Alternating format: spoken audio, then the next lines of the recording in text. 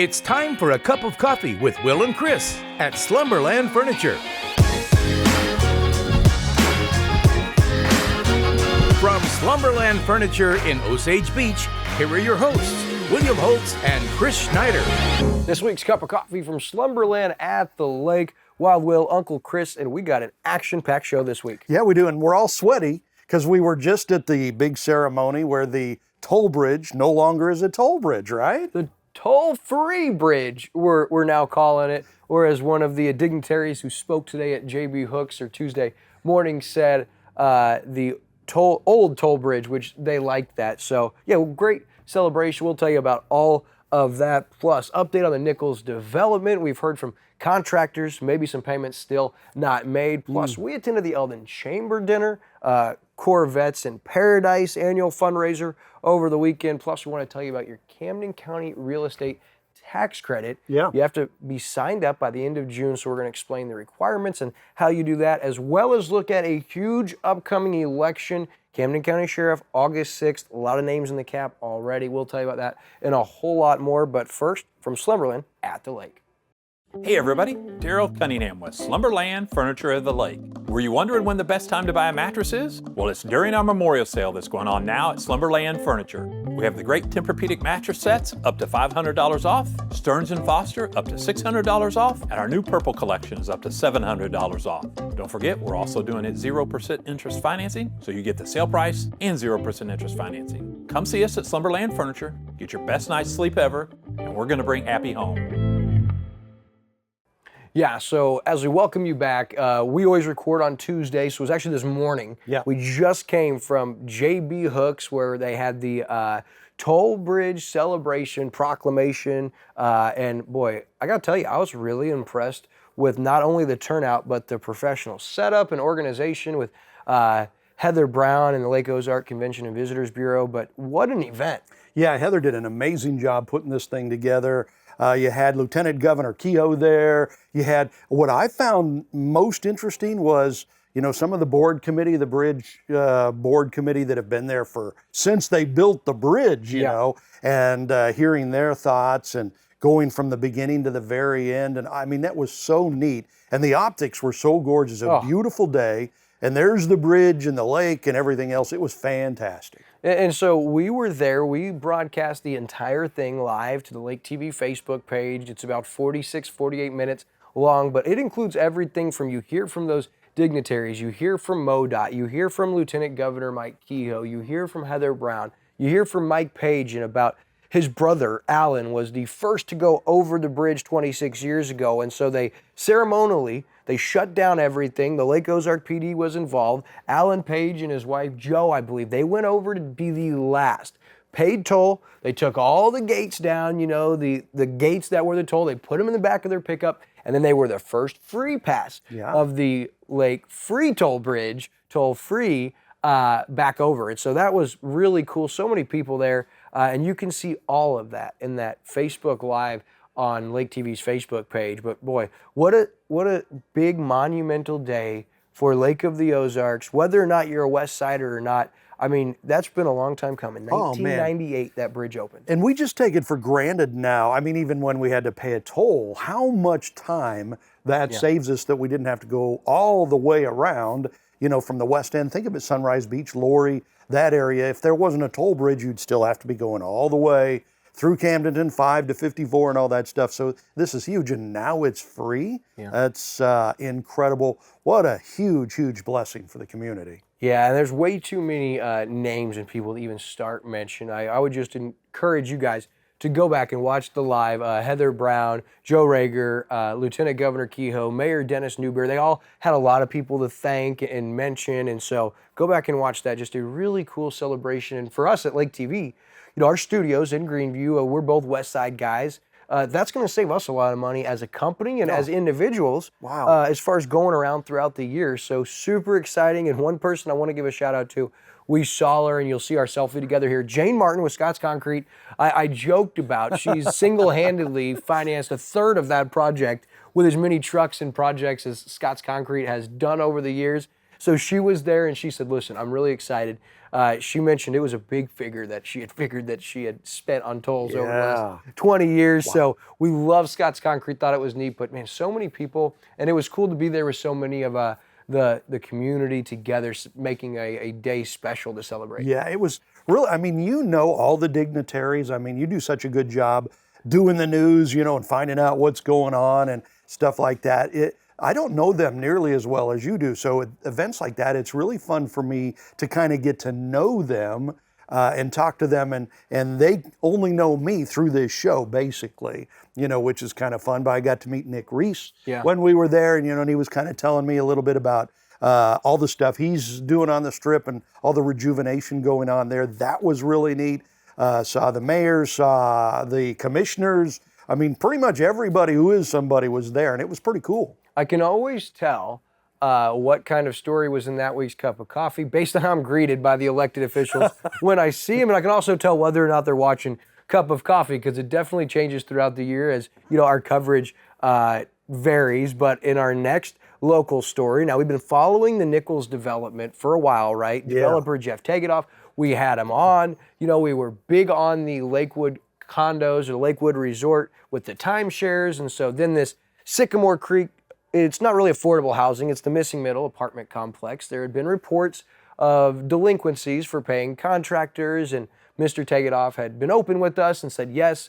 In March when we had spoke, he said, hey, I'm having, you know, draws done, there's checks being sent on the 15th, on the 22nd, and we should be completely caught up by the end of March. And so we haven't really got a chance to hear from him. He hasn't really given us an answer, as we've heard murmurings, right? Yeah. That contractors were still delinquent, not getting paid, and having to make very tough decisions. And so I couldn't substantiate any of that. But over the weekend, Saturday night, I got actually Sunday it was, got an email from a local contractor who said, I'm at wit's end. I'm out of options. I've been promised numerous times that payment is going to be made, and this contractor said, hey, I feel like your guys' coverage and putting the spotlight on them gets some movement. The needle starts to move forward, but it's still empty promises. And so we need help. And we're not alone. They're owed a substantial amount of money, over $500,000. And what? He said really? That he's not alone. There's a couple others that were in his correspondence that, you know, also didn't want to go on record. Their fear would be, hey, you know, if you poke the bear a little bit, could it delay things? So it definitely appears that there's some issues going on, and that we have local, small mom and pop businesses who have a lot leveraged and who are really hurting. And so I reached out to Mayor of Osage Beach, Michael Harmison, as well as developer Jeff Tegetthoff Sunday night with an email laying out, hey, these are the claims that are being made. I haven't heard back from you since my last round of questions.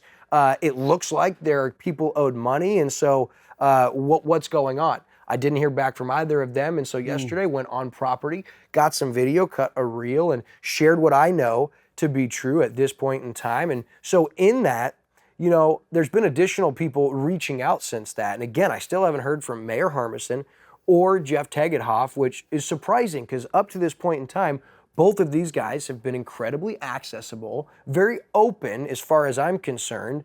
And so now they're kind of going silent. Now I look at that April 24th date that developer Jeff Tegetthoff had given me and wanted to back up our call a couple of weeks ago and I didn't get to talk to him on the 24th.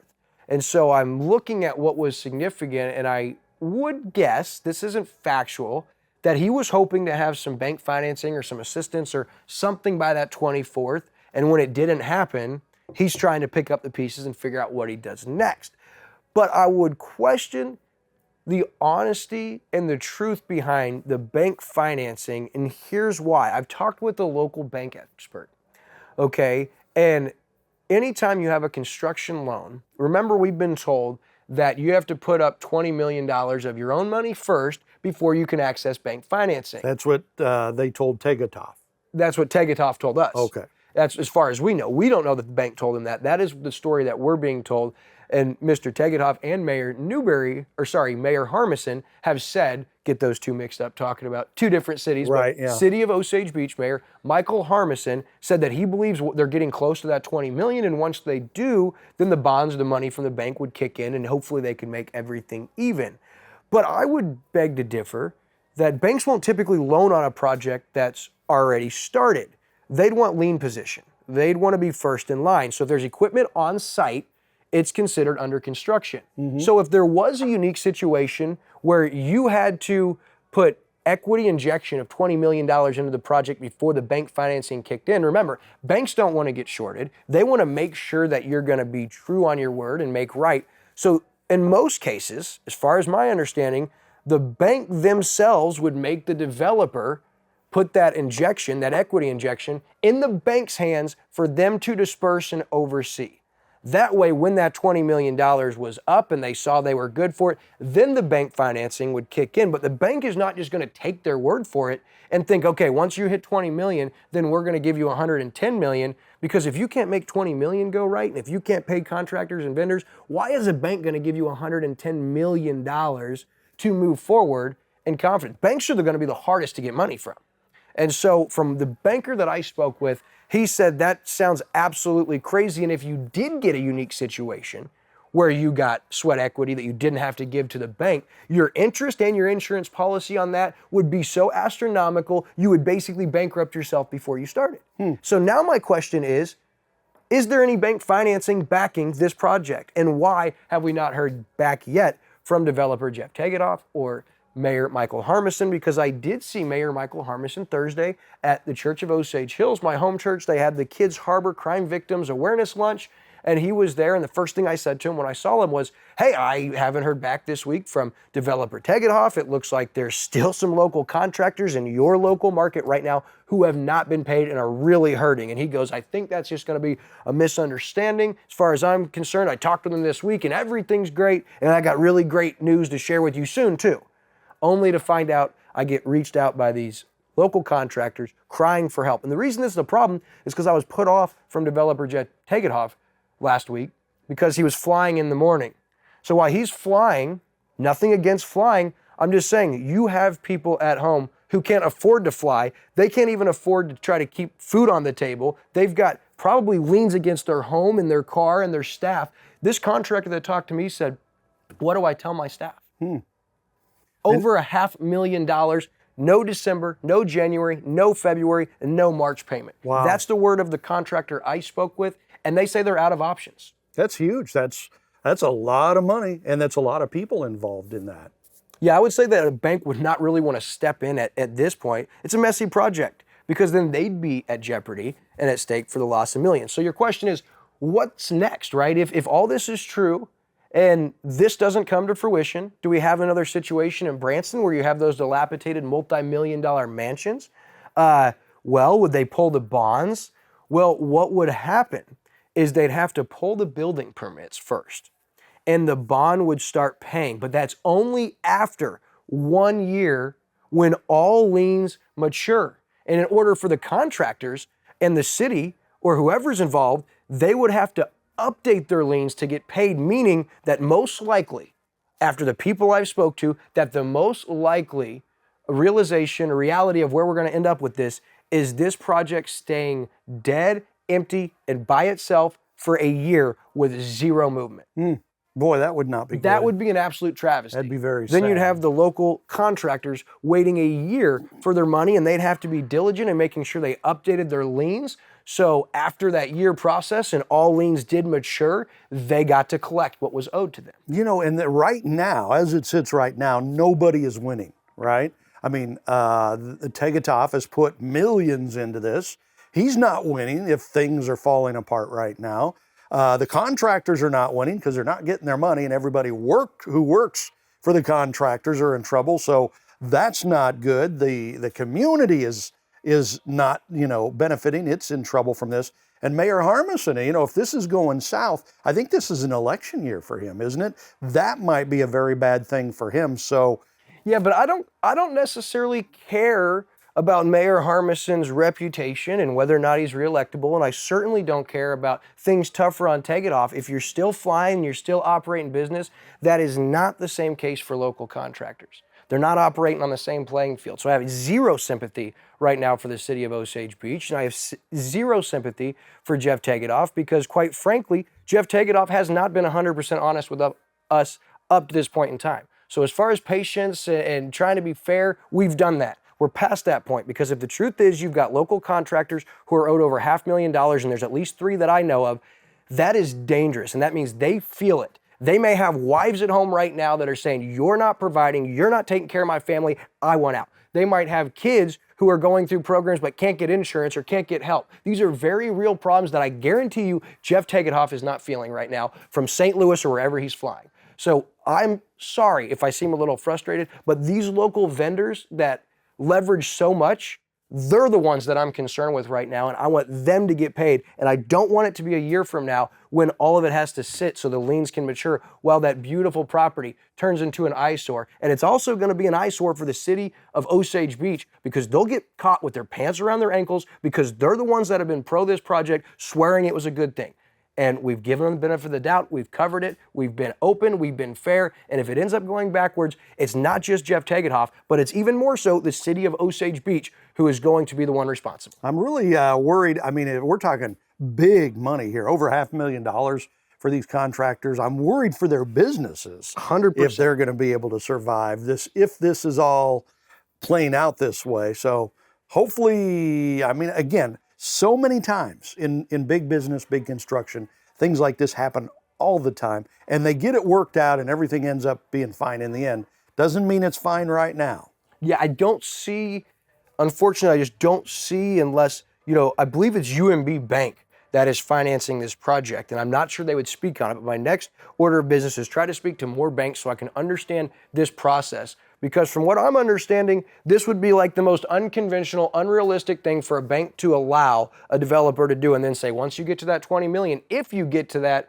we're then going to kick in money. No, they would absolutely want control of that and want to disperse that themselves and want to make sure things were going where they were before they leveraged $110 million of their own money. And the immediate question everybody is asking when they find out about the Nichols project problems, what's going on with that amusement park over there? Isn't that the same developer? Is that same thing going to happen over there? That's, the big question there of how's this going to affect the theme park? Sure. Same developer, right? Yeah, different owner, same developer though, but if all this goes haywire, I'm not confident not only that you can pull off a project of that magnitude, but second, do you have contractors that are willing to work for you? I mean, because in this market, it's going to be hard for contractors to believe, hey, you're good on your word, you pay things, and we're good with putting up, $150,000 in lumber and $300,000 in concrete plus 6 months of labor, knowing we're going to get paid. I'm not so sure the local contractors would feel that way,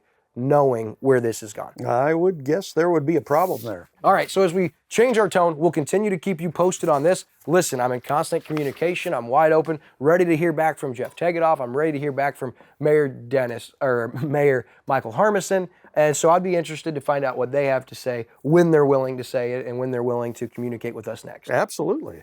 All right, so in the Elden Chamber, we went to the Elden Chamber dinner last Friday night. Really cool. David Leatherberry and we attended and got to see, Elden's such a great community, so much business, so much small town. And, their school district found out, I knew it had been rising. I knew that it was one of the top school districts in the Lake area, but it is the top school district in the Lake area, 25th across the state of Missouri in overall performance. Wow. When you figure in the different factors. And from the time that I graduated Elden High School in 2009 to 2024, the poverty level went from 65%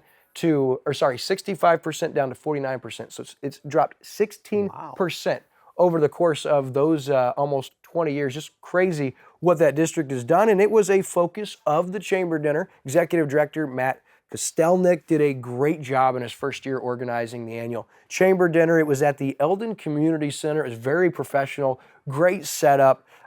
Great food provided by Whittles. Of course, Tracy and Brent Fry and their staff, my old baseball coach, played ball with Brent forever. And they're everybody in Whittles town, is right? one of the greatest.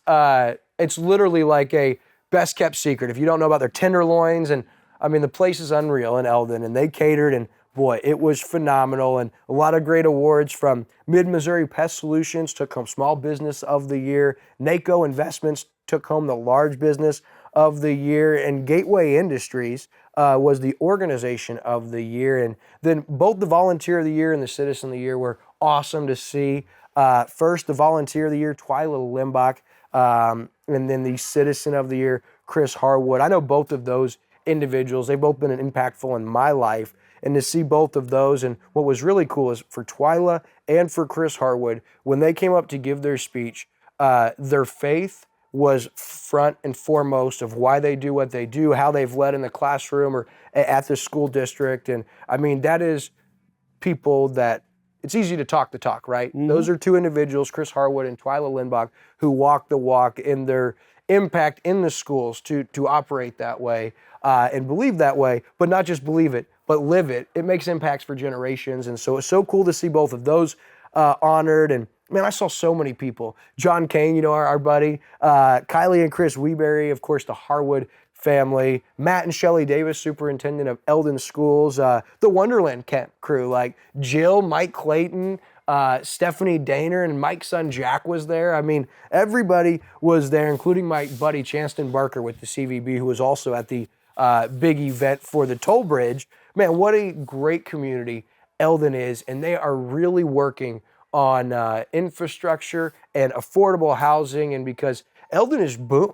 Yeah. Since the lake has boomed, you're right 25 minutes away from Jefferson City. You know, you're 10 minutes away from Quaker, and then the city of Lake Ozark and Lake of the Ozarks is right there. And so as affordable housing in these areas has become tougher, it's put a big stress on the Elden community, and they've grown. And I always say, as the school district goes, as does the community go, and that's true for the community of Elden. Their school district has continued to rise, and the community continues to rise. So great job to Matt Kostelnik and his board of directors and that whole team with the Elden Chamber of Commerce. Just such a great event. I really thought it was professional, well run, and it was awesome to be part of. Yeah, and we just got to know Matt and the folks over at the Elden Chamber in the last year, and we've kind of partnered with them. So impressed with him and the Chamber of Commerce there in Elden, and just the community, like you were saying, so impressive. And there is some big major business in Elden right now. It's fantastic. And like you said, it's a great place